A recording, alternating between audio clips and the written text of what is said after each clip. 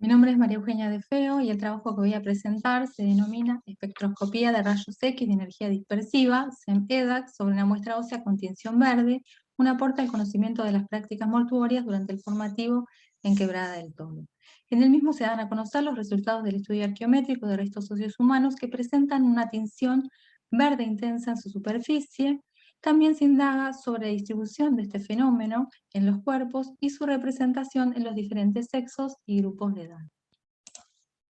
Estos materiales proceden de la excavación realizada en el sitio Tres Cruces 1, localizado en la Quebrada del Toro, en Salta, cuya cronología se establece en el periodo formativo superior, es decir, entre el 400 y el 1000 de la era.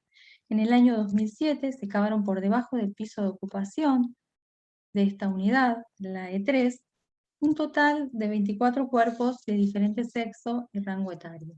Varios de estos individuos presentaban algunas partes esqueletarias con una tinción de color verde. En la bibliografía, esta coloración es frecuentemente asociada al contacto post-mortem de los individuos con materiales metálicos, de cobre o bronce, así como también con las características sedimentológicas del contexto de depositación. Dado que la tinción no es generalizada, sino que se presentan algunas partes anatómicas, particularmente en los miembros superiores, y que el sedimento no mostró esta misma coloración, nos inclinamos a pensar que el color verde podía deberse al contacto con objetos metálicos. Sin embargo, no se recuperaron en excavación, asociados a estos cuerpos, objetos de cobre, a excepción del entierro O, que como veremos tenía asociada una cuenta de este mineral, según se determinó por EDAX. Además, se posee información para el área y el periodo de otros entierros con acompañamiento de piezas de cobre. A fin de evaluar esta posible explicación para la tinción verde observada, se realizaron análisis de espectroscopía de rayos X de energía dispersiva sobre una muestra ósea con esta coloración, concretamente sobre el radio perteneciente al individuo L2. Se optó por este análisis por tratarse de una técnica no invasiva, de sencilla preparación de las muestras, que brinda alta especificidad en los resultados. Los estudios se llevaron a cabo en el Instituto Sindeca de La Plata. Se trabajó con un voltaje de aceleración de 25 kilovoltios que permitió asegurar la excitación de los elementos pesados sin penetrar completamente la muestra, y un tiempo de desintegración de 100 segundos. La muestra fue analizada sin cubierta, se obtuvieron 3 espectros y se midió su composición elemental. Se detectaron un total de 11 elementos: calcio, fósforo y oxígeno, minerales constituyentes mayoritarios de los huesos que conforman la hidroxiapatita. En el espectro 2, además, se registró cloro y sodio, probablemente consecuencia de las sales adheridas a la muestra, que son frecuentes en todo el conjunto. Además se identificaron carbono, sílice, aluminio, azufre, potasio, hierro y magnesio, varios de estos como el sílice, aluminio, hierro y magnesio, posiblemente asociados a las arcillas del contexto de inhumación, y los 3 espectros elementales enseñaron, además, una concentración de cobre con valores de 5,85% en el espectro 2 y de 3,53 y 4,45% en el 1 y 3 respectivamente. En la bibliografía, estudios similares sobre material óseo humano muestran valores de cobre inferiores al 1% o directamente este elemento no es cuantificado. Por otro lado, los valores arrojados por nuestro estudio se adecuan a los registrados en análisis similares y en otros donde se aplicó espectrometría de masas con fuente de plasma de acoplamiento inductivo, que también registraron valores superiores al 3% en huesos y dientes cuya superficie fue alterada por el contacto post-mortem con piezas de cobre y bronce. Los altos valores obtenidos para el cobre respaldan entonces la hipótesis de que la coloración verde resulta del contacto de los cuerpos con algún objeto de este material en momentos post-mortem. El proceso de corrosión del cobre, acelerado por la humedad y el dióxido de carbono, resultantes de la descomposición de los cuerpos, debió favorecer la formación de carbonatos de cobre, y esta pátina pudo incorporarse a los espacios porosos del hueso con posterioridad al entierro. Se descarta la posibilidad de que se tratara de objetos de bronce, ya que la metalurgia de este material es más tardía y que tampoco se registraron trazas de estaño en los análisis. Sin embargo, dado que estos objetos no se han conservado, a excepción de la cuenta del entierro O, desconocemos qué tipo de artefactos acompañaban los restos. Tampoco hallamos sedimentos teñidos de color verdoso próximo a los huesos que sugieran su desintegración. Para indagar sobre qué objetos pudieron ser los causantes de esta tinción, se analizó el patrón de distribución de este fenómeno atendiendo a su localización anatómica y además se tuvo en cuenta si existen diferencias en las frecuencias de representación entre sexos y grupos de edad. El único caso donde sí se ha conservado el objeto de cobre, como mencioné, es en el entierro O, donde se halló una cuenta de cobre cercana a uno de los cuerpos. Este corresponde a un entierro múltiple, no simultáneo, que contenía dos niños, uno de ellos representado por un cráneo y el otro parcialmente completo y articulado, que es quien presentó coloración verde en la rama ascendente de la mandíbula y clavícula. Otro entierro donde está presente la coloración verdosa en huesos es el L, pero en este caso no se hallaron objetos de cobre. Es un entierro múltiple, primario, que incluye dos individuos adultos masculinos, restos parciales de un subadulto juvenil femenino y dos subadultos, un perinato e infante, todos ellos enterrados en sucesivos eventos. El individuo L1, adulto masculino, se halló en posición genuflexa sobre su lado derecho y en dirección norte-sur.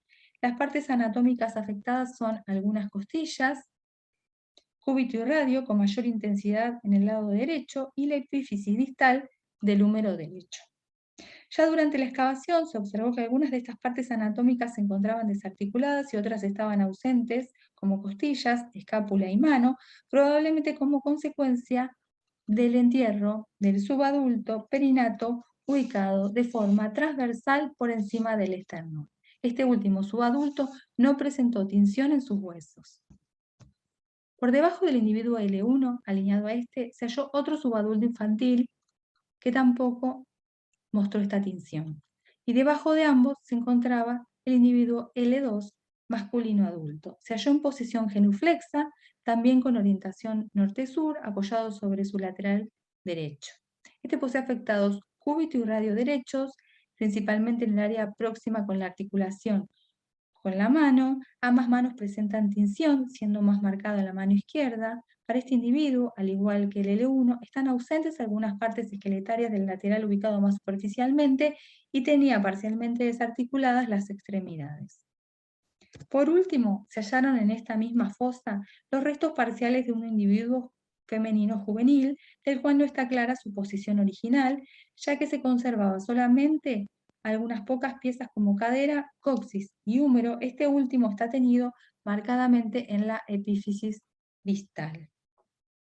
El restante entierro donde se recuperaron huesos pigmentados es el P.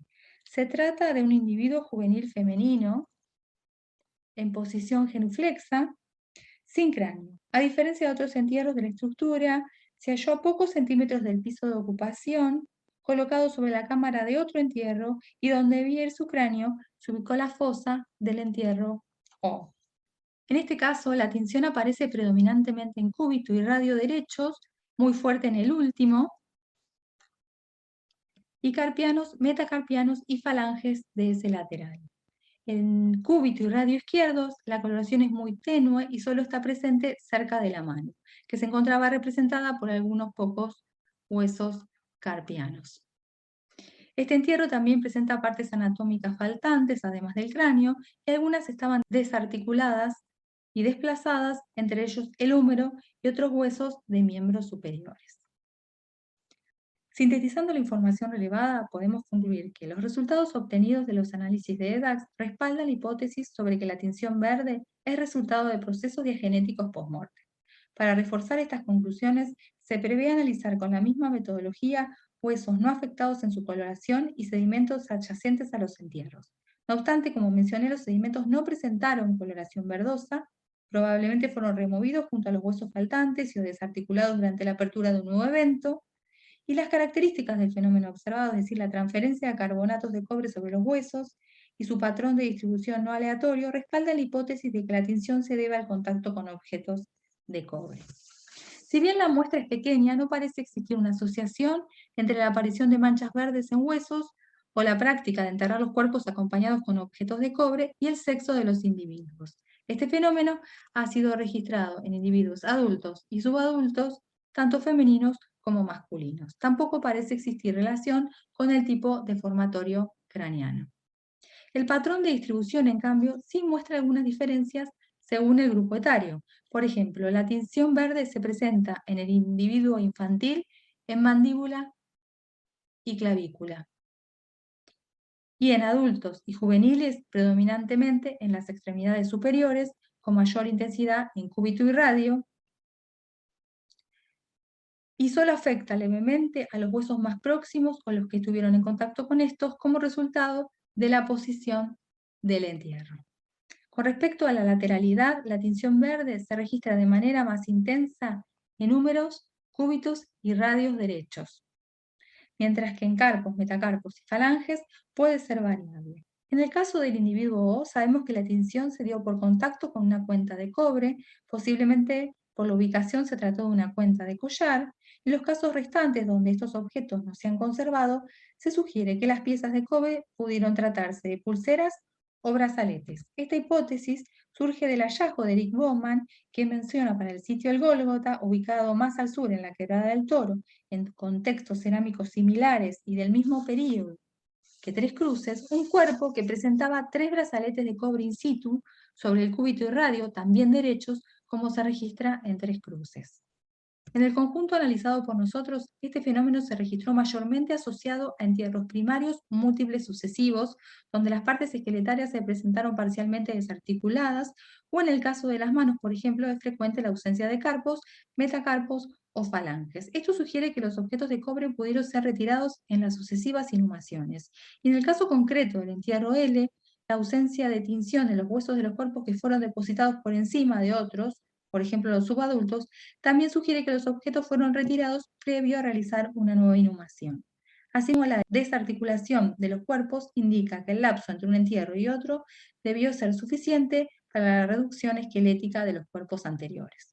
Podemos concluir que el estudio desarrollado nos ha permitido reconstruir algunos aspectos de la historia tafonómica del conjunto bioarqueológico y a partir de esto profundizar sobre las prácticas relacionadas con la muerte en el área durante el periodo formativo superior. Muchas gracias por su atención.